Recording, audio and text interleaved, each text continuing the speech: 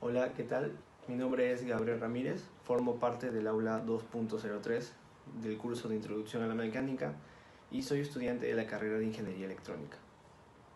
Hola, soy Rafael Giordano Fuentes Bonet y pertenezco a la carrera de Ingeniería Mecatrónica. Hola, soy Mateo Valer Chávez de la carrera de Bioingeniería. Hola, ¿qué tal? Soy Daniel Pérez y soy del grupo de laboratorio de física. En el siguiente video realizaremos un experimento que consiste en hallar los coeficientes de rozamiento tanto estático como cinético. Esto se logrará a través de una experiencia en la que dejamos caer un cuerpo sobre una superficie inclinada y dejamos que éste deslice. También usaremos diversos instrumentos de medición con su respectiva precisión e incertidumbre, y esto nos ayudará a calcular las magnitudes físicas que intervienen en el experimento y con ellas pues también los coeficientes de rozamiento antes mencionados. Yo haré la presentación de los materiales que se utilizaron. En primer lugar, una tabla de madera de 50 centímetros. En segundo lugar, un transportador analógico. En tercer lugar, una regla analógica de 30 centímetros. En cuarto lugar, un borrador de 20 gramos. En quinto lugar, una balanza digital. En sexto lugar, una balanza analógica. Y en séptimo lugar, un cronómetro digital.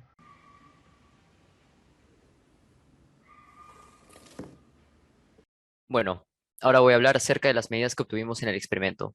Primero que todo, el ángulo que obtuvimos, encontramos que para cuando el objeto se encontraba quieto, el ángulo era de 40 grados y cuando éste empezaba a deslizarse era de 42 grados. La incertidumbre que hallamos de lectura, de acuerdo al tipo de instrumento que es de 0,5 grados. Y mediante el cálculo de la incertidumbre absoluta, hallamos que esta es igual que la incertidumbre de lectura. Luego tenemos la medida de la distancia, que hallamos que en todos los casos era de 40 centímetros y su incertidumbre era de más o menos 0,05 centímetros. Y bueno, y la incertidumbre absoluta era lo mismo. Después tenemos la medida del tiempo. Esta realizamos tres veces el experimento, por lo que tenemos tres diferentes tiempos. En la primera fue 0,68 segundos, en la segunda 0,70 segundos y en la tercera 0,71 segundos. De nuevo, de la misma manera, realizamos el cálculo de la incertidumbre absoluta y hallamos que era igual a la incertidumbre de lectura, que era de 0,01 segundos, de acuerdo al instrumento que fue utilizado.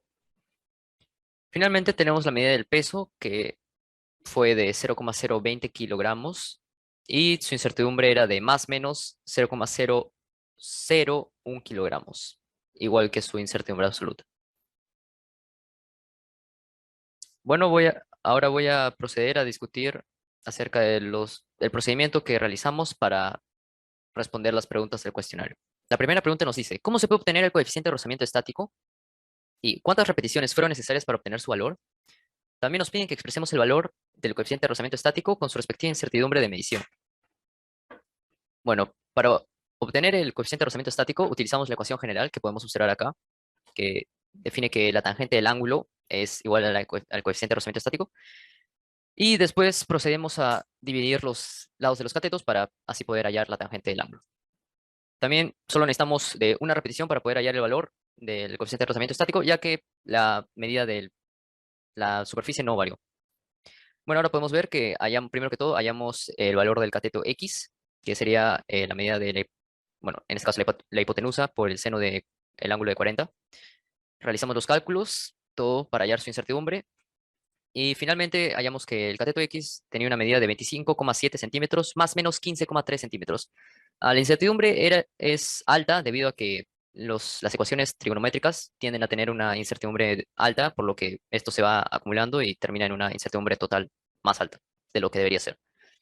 Luego ah, hacemos lo mismo para hallar el valor del cateto Y, que en este caso sería por el coseno del ángulo. Y bueno, realizamos los cálculos con las fórmulas que nos dieron. Y terminamos hallando que el lado o Y es igual a 30,6 centímetros más menos 12,8 centímetros. Finalmente, dividimos X entre Y y utilizando la fórmula de la división con la incertidumbre y terminamos con el valor de 0,840 más menos 0,611. De nuevo, la incertidumbre es alta debido a las ecuaciones trigonométricas que tuvieron que ser utilizadas. Y últimamente, solo para comprobar este resultado, realizamos la tangente del ángulo con su incertidumbre y aplicando la fórmula, tenemos que el resultado es lo mismo, solo que varía la incertidumbre debido a que no es tan exacta. Luego, la pregunta 2 nos dice, ¿cuál es el ángulo de inclinación con el que se obtuvo el coeficiente de rozamiento estático? ¿Y cuánta es la incertidumbre de la medición del ángulo? Como pudimos ver, y como esto fue visto en la tabla de mediciones, el ángulo máximo con el que hallamos el valor del coeficiente de rozamiento estático fue de 40 grados y su incertidumbre, debido al instrumento con el que se utilizó, con el que se halló esta medida, es de más o menos 0,5 grados. Y siguiendo con la pregunta 3 y la pregunta 4 en la que nos piden hallar el coeficiente de rozamiento cinético, aquí tenemos los datos y los resultados.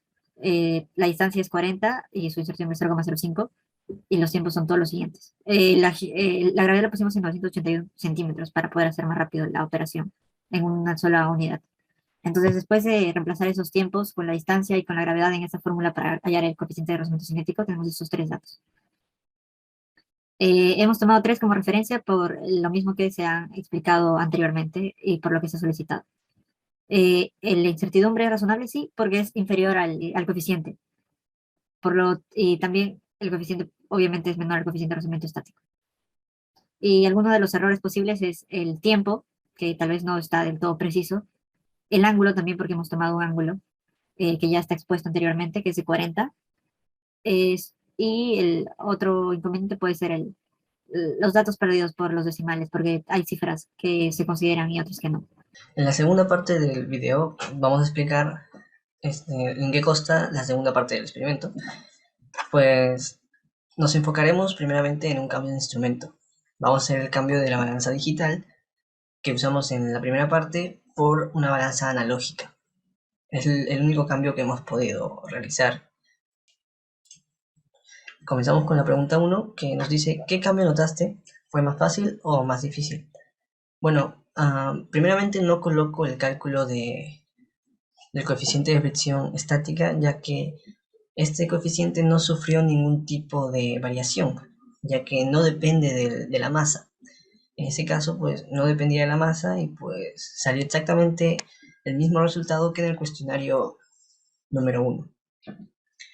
Pero, sin embargo, en el coeficiente de fricción cinética sí obtuvimos un cambio muy significativo, específicamente en la incertidumbre. Como podemos ver, la incertidumbre es exageradamente alta. Y esto se debe a un factor, al cambio de instrumento. No fue ni más fácil ni más difícil, ya que la ecuación, los cálculos son los mismos. Sin embargo, el resultado es muy diferente. No el resultado real, sino la incertidumbre. Es muy diferente. Luego tenemos la pregunta 2, que nos dicen qué precisión tienen los nuevos instrumentos usados y cuál es su incertidumbre. Bueno, como lo mencioné al principio, hemos cambiado la balanza digital por una balanza analógica. La balanza digital que habíamos usado tenía una precisión de 0,001 kilogramos. La incertidumbre era de 0,001 kilogramos. Es lo mismo ya que es un instrumento digital. Y luego lo cambiamos por una balanza analógica, que tiene una precisión de 1 kilo. Y al ser analógica, pues su incertidumbre es la mitad de la precisión, 0,5 kilos. Y aquí nace el problema, ya que esta precisión y esta incertidumbre son muy elevados para lo que es realmente la masa que hemos usado, que es un borrador que pesaba 20 gramos, o sea 0,020 kilos. Y la incertidumbre era de 0,5 kilos. Así que la incertidumbre era muy elevada para lo que era la masa que hemos usado. Entonces la pregunta 3 nos piden calcular el error relativo del coeficiente de fricción cinética de ambos cuestionarios y compararlos, y cuál tuvo menos error. Bueno, aquí la respuesta es muy obvia, ya que en el cuestionario 1 hemos obtenido este valor, 0,62 más menos 0,56 newtons. Y el error relativo, aunque sea un poco elevado, pues no se compara al cuestionario 2, ya que el cuestionario 2, al usar esa balanza con esa incertidumbre muy elevada para el peso muy pequeño, pues el error relativo habla por sí solo, es 42,66, es exageradamente alto. Y pues, ¿mediante qué instrumentos podemos obtener un resultado más preciso? Pues yo diría que esto se deja ver, ya que al usar un instrumento analógico obtuvimos un resultado muy fuera de lo normal. En el resultado, en el valor real no, sino en la incertidumbre, que es un valor muy, muy alto. Pero más que todo también tiene que ver la masa, ya que en este caso preferimos usar instrumentos digitales, ya que la masa es muy pequeña. Aquí los instrumentos analógicos en la parte de la balanza no convienen, ya que traerían este tipo de errores. Ahora pasaremos a responder las preguntas 4 y 5 de la parte 2. El coeficiente de rozamiento cinético se usa para cuantificar la fricción cinética.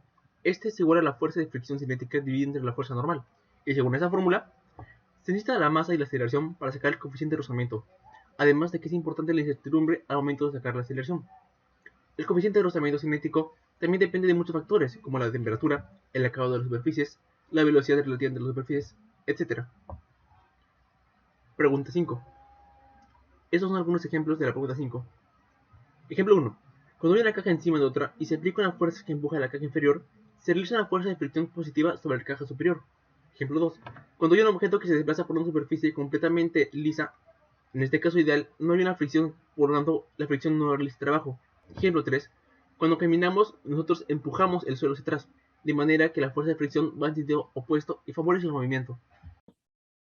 Y ya para concluir, de acuerdo a todos los datos obtenidos y a los resultados dados, podemos llegar a un punto en el que todos los que hemos aprendido en clase se puede desarrollar y se puede encontrar con ese tipo de experimentos. Y así como pudimos observar en la asesoría que este tipo de experimentos se hacen en un laboratorio, pero también se pueden aplicar solamente con conocimientos como la distancia, los ángulos y el tiempo. Espero que este video haya sido de su agrado y muchas gracias por su atención.